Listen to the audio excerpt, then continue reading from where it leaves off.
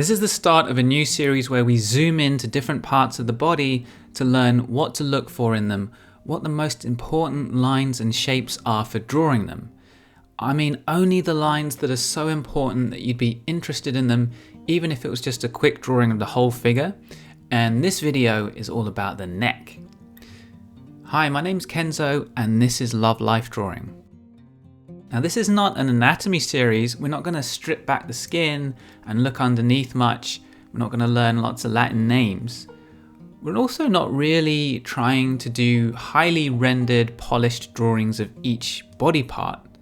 We're looking at the lines and the shapes that are really useful to look for in each area of the body when you're observing it, whether you're doing a detailed drawing or just a quick drawing of the whole figure.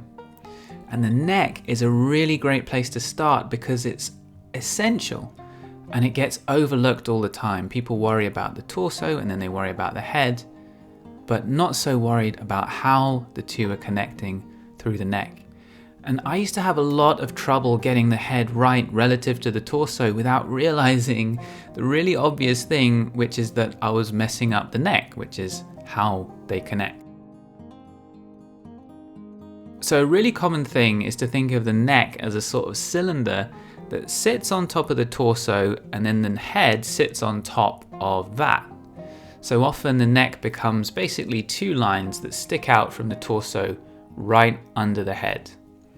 Now those two lines sticking straight out, they're not the lines that we really need. So I did say this wasn't an anatomy video, but we do need to understand one really important thing about the structure inside the neck. The bones in the neck that we really care about are part of your spine, which, as you know, runs up the back of your body.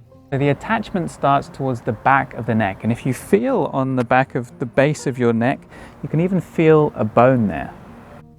And that means that your neck is a continuation of that spine line.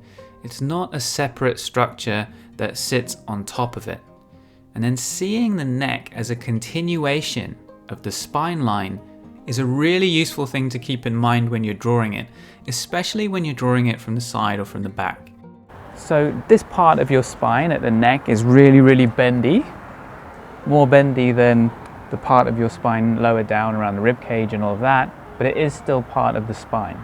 So that also means that the rotation, when you rotate your head, rotate your neck, the rotation is happening from your spine towards the back of the neck. So if you put your fingers on the back of your neck and rotate, they're not going to move much at all, right? Whereas if you rotate with your fingers on the front, you'll notice your fingers move a lot because it's all pivoting around the spine towards the back of your neck. The other thing to note is that relative to the torso, the base of the neck is tilted forward a little bit. The back of it is a bit higher than the front of it. So I'm wearing a jumper with a collar and it's fitted around my neck, around the base of my neck, and that's a useful line to see on figures. And one thing that's worth noting about this circle that's coming around my neck that you can see as the collar of this jumper is that the back is higher up than the front. The circle is tilted forwards. So the lines we need to look for. We talked about the continuation of the spine line. That's really useful, especially when viewing from the side or the back. And we talked about that line that a t-shirt collar would make around the base. You don't need to make a big deal of that in the drawing, but it's often useful just to see it. The V shape created by these muscles on the front are some of the most useful lines on the neck. Getting the angles right on these is so helpful to getting the head in the right place. Notice how this side is actually going straight up and the other is going off at a sharp angle. Those are the kinds of things that if you can get them right, really help. Then there are various useful lines that aren't necessarily part of the neck, but are crucial to getting it right. So for poses from front angles, there are the collarbones. They're a great way to get the relationship between the neck and torso right, especially using that point where they meet in the middle. That's where that V comes down to. Then there's these muscles at the back that create these diagonals. The trapezius muscles or traps. these get forgotten about all the time because often the preconception is that the lines from the shoulders are horizontal and then kind of go vertical at the neck. For poses from the back, these together with the spine line are a really helpful combination. We need to then see the lines of the jaw and the chin and the ear. The neck is all about that connection to the head, and these lines are essential for that. What we're looking for is where the lines of the neck that we already talked about, where do they intersect with the lines of the jaw and the chin? So we have the collarbones and the V of the muscles on the front, and we've also got the traps and the spine line on the back to help get the attachment to the torso right and to get the twist and the angle of the neck itself right. Then there's the jawline and ear to help position and connect the head itself. As well as the angle and length of these lines, we really want to understand the relationship between them. Which one is on top of the other one? This line runs up to near the ear, but we don't see it all because the jaw is hiding it. The line of the jaw is on top, and we want to make that clear in the drawing by showing that overlap. Where does this line disappear into the jawline? It's right on the edge of the chin. So we're going to pay attention to the points where a line disappears behind another one so we can get the relationships between them right.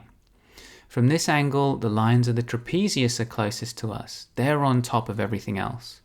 So where does the line of that V of the neck, that muscle we were looking at before, now we're looking at it from behind, where does that line disappear behind that trapezius line? One reason that this is useful is because we've got these preconceptions, they're usually wrong, about where everything should be, and that affects our drawing. We feel like the neck is above the torso and then the jaw and the chin are above the neck. But they all overlap each other. So where are they relating? Where are they intersecting?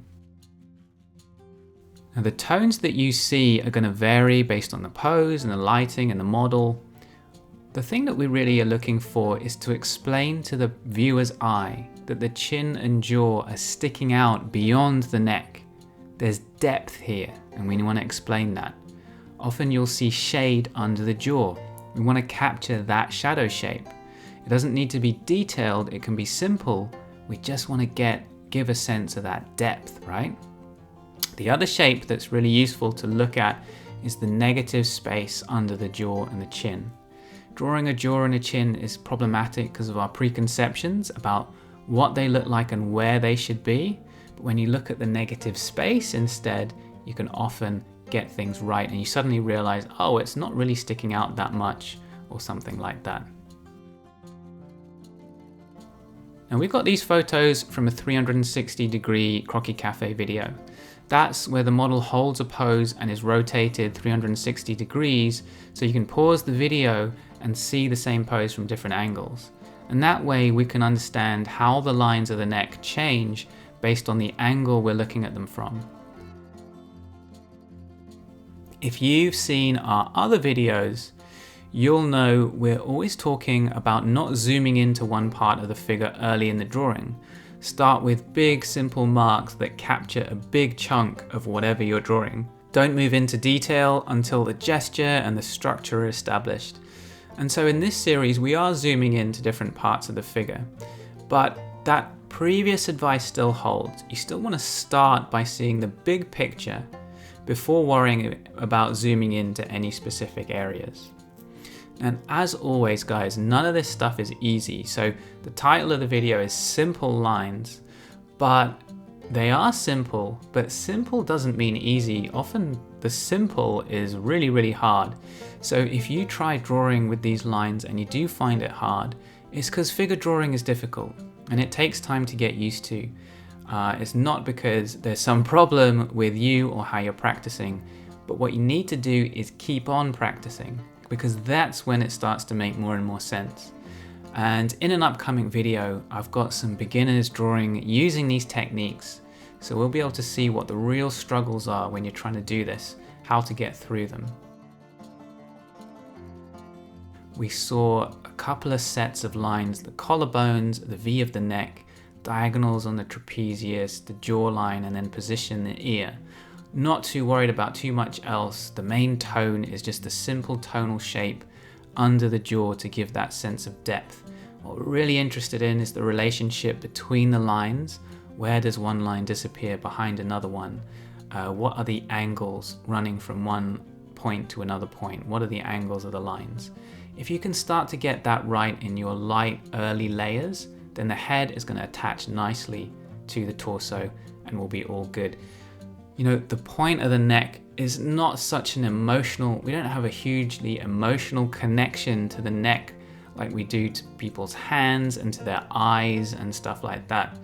But the point of the neck in the drawing is to make sure that you get that connection right from the torso to the head. So these are the lines that we're really interested in. Thank you so much for watching, guys, and I hope you like this. Let me know what you think about this series, the idea behind this series. We're not going into loads of detail about each body part. We're not talking about the anatomy of each body part. We're just looking at some lines to look for, some shapes to look for to help with drawing each body part. And we're going to move on to other parts if you like this idea. So let me know in the comments. And also hit the like button so that YouTube knows this is a good video.